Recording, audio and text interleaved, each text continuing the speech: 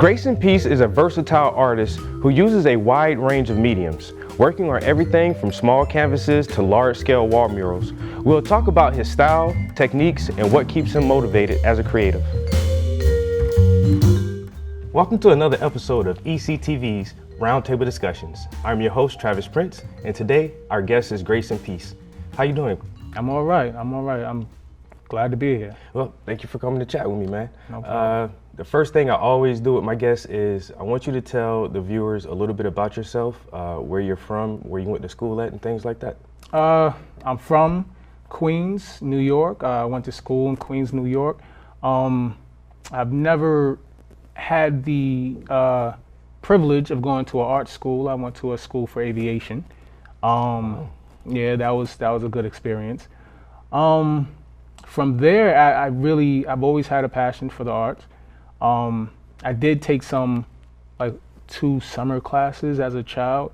In fact, I remember being 10 years old, making it into the teen classes because I was a little advanced. Yeah. So, well, my mother kind of pushed that in, but yeah, that's pretty much the only schooling I had. I regret not, although I like not really conforming to the traditional styles of art, I do regret the many different benefits that I would have gotten had I went to art school. Art school, yeah. Yeah. So you're from New York. What brought you to Pennsylvania, and how long have you been in the PA area? Well, so from Queens, I went to Harlem. Harlem it's full of a lot of culture, a lot of art, murals. I've always been a fan of the murals, graffiti, in and out of the Bronx and everything. Being in New York for that long, I felt as if I needed something completely different, you know? So I could have just went to another city. I decided to go to the more wooded area of Pennsylvania, and because it's not too far of a move where I'm too far removed from my hometown, and I could always just, jump on the highway and go back. But while I'm here, I'm soaking up all of the woodsy, all of the nature and everything like that, and I'm just applying it to my art, applying it to just my life experiences, you know. So that's interesting. You moved from the city just for a change of atmosphere, a change of scenery. Oh man, I wanted it to be completely different. To shake me up a bit. I feel like it's a big world and people are so, and I have been too, just so comfortable and stuck. And you feel like home is home only because it's all you know. Mm-hmm. So I try to go out there, and I'm like, even looking forward, I'll definitely move again, and it may not be like either of these places that I've lived. It's a big world, and I'm out to see it, So, I want to stay on this topic a little bit longer. So how long have you been in Northeast Pennsylvania, and how have you liked it so far? I've been here for 4 years. It's had its ups and downs. It took some getting used to. I think that if you try to be a New Yorker in Pennsylvania, then you're not gonna have a good time.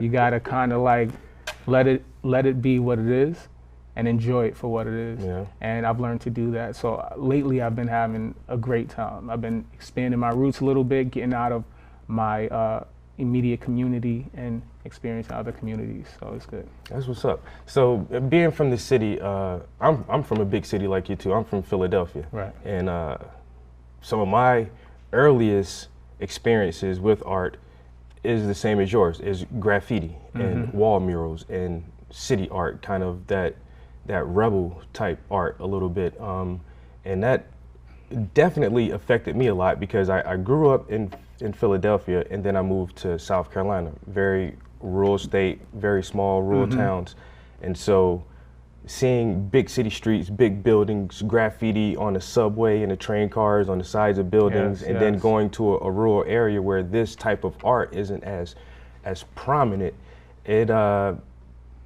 it took me a minute to realize how much culture that you get just from being in the city atmosphere. So that being said, what do you think about this area and the type of street art or lack of street art? Well, right now, like we're literally in Scranton right now, and I gotta tell you, it's not Harlem, you know, it's not the Bronx, but it's way better than the area that I live in. So it's a lot more art here. I do appreciate, I appreciate the differences. You know, I would be a little disappointed if I came here or went somewhere else and seen the same art. Same type of styles, yeah. You understand? I feel like we have different life experiences. We have different, we just absorb different vibes from where we go, and I expect the art to represent that, to express that. So it's different. It's definitely different. Even I'll say the art that's a little bit more relatable to the city art, the New York City art, I should say, because each city has its own feel to it, but still different, and it's all good. It's all good. Yeah. So you've been an artist since childhood. Right. Well, I've been an artist since childhood. I would draw. You know, like most people, if you can't draw, then you're not an artist, and that's the furthest thing from the truth. I tell people now all the time. I'm like, they're like, you know, I have no artist in me. I'm like, well, you know, you could try sculpturing, you can try painting, you could try this, but people normally, if I can't draw, then I can't art. Yeah. It's not true. But my drawing went as far as it can go, and I wanted to be on a certain level, but I wouldn't put in the time. And obviously, I had to pay the bills and go to work and work the 9 to 5 and have a life. And I didn't really try paint, but once I did, it felt as if I had such a head start, and it came so much more naturally. Mm. And because I think my concept of making the image come to life is a lot different, the way I approach it from drawing versus painting. Mm-hmm. So I think I'm comfortable more painting. I wasted a lot of years though. You know, I'll say all childhood, I would draw all the time. Then young adulthood, I did little to no art. You know, to up until, I would say, I didn't take it seriously until about maybe 5-6 years ago. So what was that spark or that inspiration that got you back into your creative zone again? I always wanted to do a mural. And I never had the chance, and I was like, yo, I would buy someone's wall, you know, just to, like, I just want to paint a mural. And when I did, and at this time, I wasn't even doing canvases. Oh, I wasn't painting at all. I maybe painted like 3 paintings in my life. But I've always wanted to do a mural, and when I had the opportunity to do one, I didn't want to stop. Oh, wow. You know, and even still, I didn't do canvases. I was only doing murals for the first couple years of my art career. So you wanted the large scale. I think I need glasses because I think because I hated doing canvases. Yeah. You know, and I still do. It's like I gotta like shake it off because large scale just seems so much easier for me. And where I met people who was like the smaller the better. Yeah. You know, and I just don't get it. You know, and I figured. I don't know. Yeah. I've always been intimidated by larger canvases or larger pieces of work, and it took me a long time to work up to pieces even this size, where I had an older artist tell me one time, he saw some of my smaller paintings and he said, it looks good, make it bigger. And then about a month later, saw the same guy again, had some different art. He's like, it looks good, but make it bigger. And so after a while, I finally decided to do a larger piece. But in your situation, you went from drawing to having this fascination with wanting to do an entire wall. Yeah. Like, what was that? Trying to make that big leap, that transition so fast, where it would intimidate most artists. So growing up, I'm gonna drop some names on you. Dragon Ball Z. Mm-hmm. Big fan of Dragon Ball Z, big fan of Marvel. Mm-hmm. I'll say Marvel is my first love. That art style is where I see myself. And then I'm gonna keep it with those two. Mainly Dragon Ball Z. Did a lot of Dragon Ball Z. Did a lot of Marvel. And I did this one drawing on a rolled up sheet of paper. Unrolled it, and I just said bad guys on the right, good guys on the left. And then I'll fill up the paper, and then I'll say I need a bigger roll. And then I'll go get another roll, and I'll get my light table, and I'll trace everything that I did, but now I'm adding on further and further and further till the roll was like 6-7 feet long. Wow. And I'm like, oh, this will look great on the wall. And that's where it started. You know, I just realized, like, the bigger it is, I could have it more detailed. And besides, it took me a while to get the brushwork right. So the smaller it was like, I don't know, it just felt like a blur. Yeah, working with small brushes can be difficult, but I don't know. The same goes with me. I was a major comic book fan as a child. My stuff was Image Comics. Image. Spawn. Yeah. They had another one, Wildcats. Yeah. Max, and a couple of things like that. And people don't look at comic books as art, but it is a great art form, and illustration in itself can be masterful pieces of artwork. And that's where one of my favorite artists come from, Norman Rockwell. Wasn't taken seriously at all for a long time because people considered him an illustrator, but his work was masterful in itself. And most people won't admit that they have that comic book or anime background that helped them, get up in the arts. Yeah, I didn't care about any other, like, as a child. Like, now I appreciate all forms of art, and I try to like absorb some of that energy. But as a child, man, it was only the comic books, man. And I would look at something like SpongeBob and be like, that's not art. That's not art. And it's doing so well. But yeah, man, and starting off as a mural artist, I found it because, I mean, starting off as a painter at all, I would grab whatever paints that I would get for Christmas, right? And I would just mix them together, and it would be overwhelmingly bad because I'm trying to mix acrylics with oil, with watercolor, all at the same time, and I didn't know what was going wrong because I had no schooling. I just thought, hey, it's colors, paper, let's do it. And so once I got older and I decided to do a mural, and I Googled, I'm like, what do I need? And I just said, you know what, I'm gonna get some wall paint. I'm gonna get some, go to Home Depot, stack up on a whole bunch of different colors. I go to the, they got the swats and all of that. I just grab like 20 of them, stack. They hate me at Home Depot, because I only get like the 8-ounce sample jars. And then I lay them out and I go to work. And then transferring over to canvas, I should have transferred over back to acrylic, right? But I didn't because I used what I had, And I went out and I bought some acrylics, and I bought some airbrush paint, and I bought some oils, and I have it, but I'm just so comfortable in that zone. And I still look to expand. I still, I dab here and there.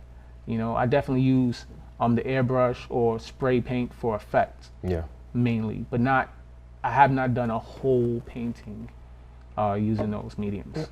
Everybody finds the medium that they're comfortable with. You get used to it and it works for you. Yeah. So, you've been back at this thing for about 5 years now, half a decade. What keeps you motivated? What keeps you inspired? What keeps you wanting to get your brushes wet? Well, it's therapeutic. It's very therapeutic. I guess it's just really like my happy place, man. I just go. A lot of stuff is going on in the world right now that we're all experiencing, and sometimes you just need a hobby to just take a break from it all and just be where you need to be and be at peace. So it's my peace. When I'm not doing it and I'm working on something that's work, like mowing the lawn or fixing the car or something. I'm thinking about art. So I always rush back to it, and not only that, it's paying the bills. So it's paying the bills. It's always good when the art can pay the bills. Yes, yes. So you brought some art with you. Yes, I did. A couple pieces. Let's analyze these and break some of this imagery down. So this right here, I can already see some very, very familiar characters from my childhood. Right. This was a request. Most of my paintings are requested, so they're sold before it's even made. You do a lot of commission work. I do a lot of commission work. And I normally have more commissions than I can even bear to fit in a personal piece. This is a painting for someone in Long Island, I believe, and they really just asked for something very vague. They just said they wanted Bam Bam and some animals in a woodsy area. So that's what I did. I had to Google, you know, what Dino looked like. I forgot what Dino looked like. I gave him my own little spin to him. Yeah. But you know, I think about my motivation is normally what I would have had, what I would have liked to have on my wall as a child. As a child, I didn't have a mural in my room. Yeah. You know, I didn't have paintings hanging up and stuff like that. So I kind of get carried away sometimes, but I do it because I love doing it. And in this piece, I'm pretty sure she would have been completely happy with just Bam Bam, dead center, with like, I don't know, just a couple animals at his feet. But I figured that if it's gonna be out there and have my name on it, I'll do a little extra. Yeah. This is a beautiful piece, man. It's Thank you. I got the large landscape in the background, and what I'm liking the most is your use of layers. I can see probably about 4 or 5 layers off the top, and maybe even more than that. But thank you. It's the detail is amazing, dude. Amazing, and the medium you use. What type of paint is this? You say? This is latex paint. Just regular, like house paint, wall paint. Yeah, wall paint.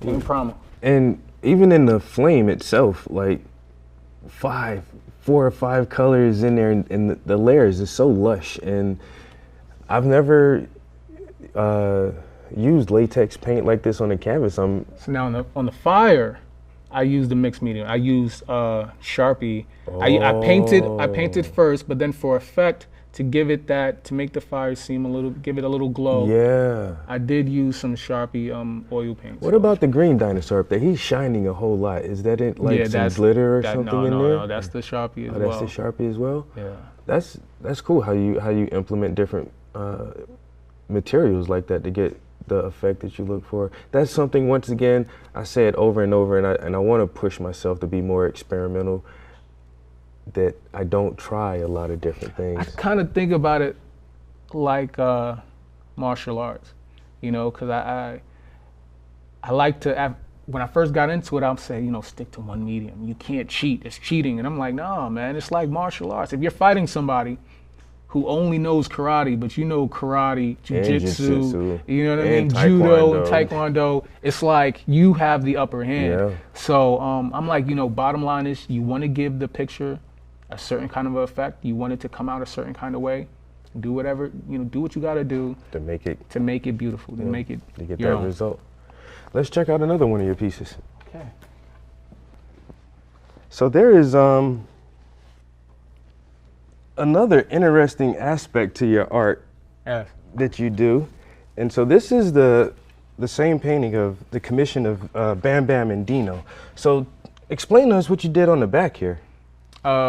So most of my paintings, all of my paintings have a little simple cartoony kind of, I call it a back scratch, right? And this is just a little artwork in the back. That's a secret. It's personal between me and the buyer. And, you know, people don't get to see it, but they know it's there. And it's my own little, you know, you get what you want on the front, but this is my message to you on the back. And I see you have it marked Quarantine 2020. Yeah, this is I want them to know where we was at during this. This is a pretty amazing and unique concept in itself, to have a secret piece of art on the back. And like you say, well, the owner of the piece knows that it's there, Yeah. and they have that gratification of knowing that it's there, Right. and just that little secret between you guys, and whoever else sees the piece normally wouldn't even have an idea that there's another piece of artwork on the same canvas. No, and it's a sense of like authenticity. So you know it's mine when you see it. You know. That's amazing, dude. Thank That's you, I really appreciate amazing. Okay, let's look at something else. The first thing I want to ask about this piece is, does it have a title? Yes, it's still standing. Still standing. What significance does the title have with this piece? Well, this piece right here is actually very personal to me, because the gentleman in this picture is actually my best friend, and he's an A&R for Palm Tree Flow Records, and he had an album come out that was Standing,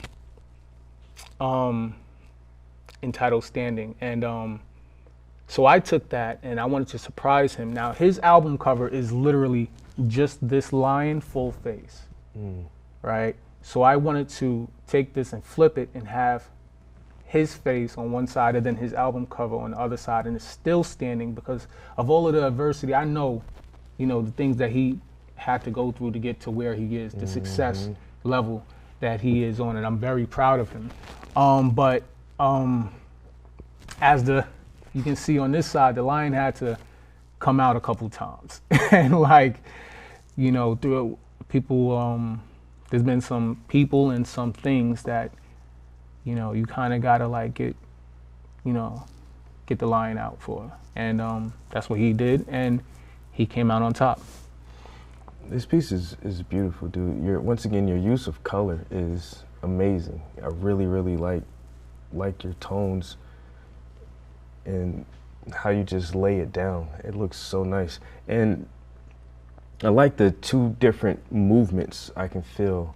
Behind him, it's like a meteor shower almost, and it has this sense of urgency, a rush, a type of rush feeling to it. And then here, with the facade of the lion, you have this blood and sweat that's dripping down, giving this real slow, creeping sensation. And is this a different medium in the middle, the strip of gold? That's spray paint. Wow. How did you achieve that? You taped that off and then taped sprayed that it? off, and I sprayed that on.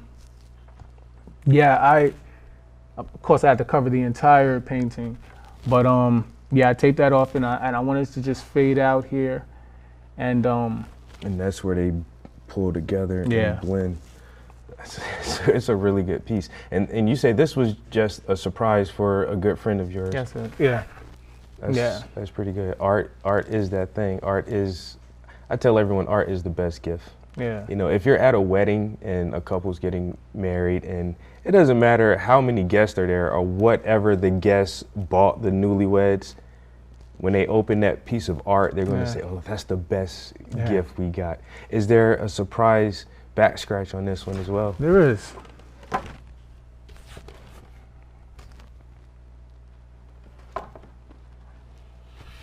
Still standing? Still standing. Up against the brick wall? Mm-hmm. Just little sketch graffiti style, drip down. I notice this is your handle as well, right? Have a art? Have a art. That's where you can find me on Instagram, YouTube, Facebook. Have a art. I like that. I like that. Let's check out some more of your stuff. Absolutely.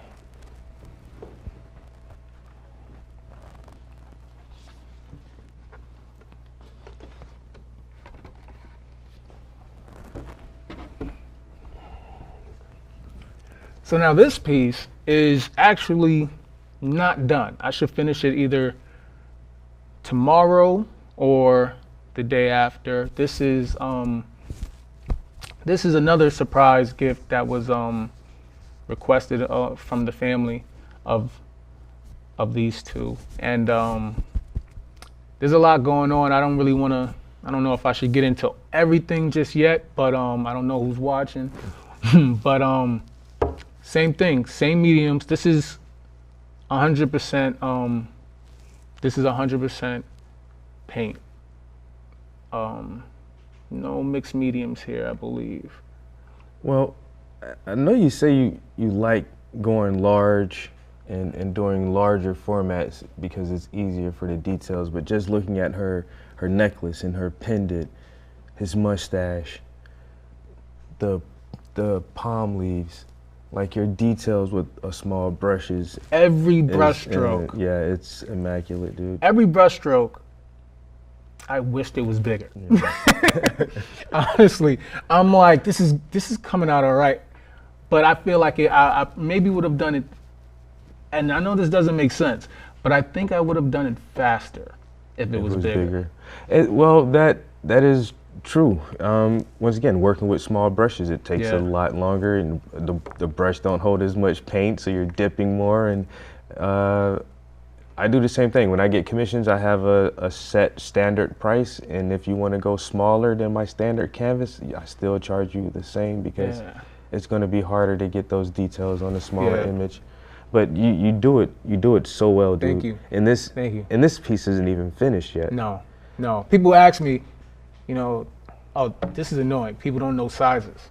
You know, if I say, what size do you want the painting? Oh, I don't know sizes. There's like, you know, what size do you think is good? I'm like, you don't want to ask me that. You know, I'm gonna take your whole wall over. Yeah, I need a 6 foot by 6 foot. Right. But this piece looks really good, though. To say it's not finished, and I can imagine when there's no back scratch on this yet. Do you have an idea for one? I do. Okay. I do, which I won't disclose right now. Yeah, that'd be another surprise. Mm-hmm. Let's see what else you got. Wow, this is colorful. Yeah. I like this. And once again, just a bunch of characters from our childhood that everybody knows immediately. Right. I just love how everything popped. This right here, I didn't have any clue what to do until I did. And once I did, it's like I seen it as if it was already done. Mm-hmm. At first, I just on paper went over a couple ideas. Didn't really work for me. And then once I thought of this, I didn't need to sketch it out. I knew what I wanted to do. And basically, this is for a newborn baby. And the way I see it is, this is what they see all the time. You know, people looking down into the crib, looking at them. Yeah. And so the baby was very fond of Sesame Street. So I thought that, you know, what better to do than have them keep him company.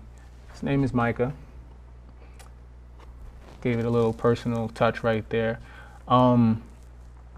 So there's a video I did of me actually doing this painting on YouTube. I don't recall what I named it, but if you was to follow me on YouTube at Have a Art, you'll see it there. Well, I love the perspective that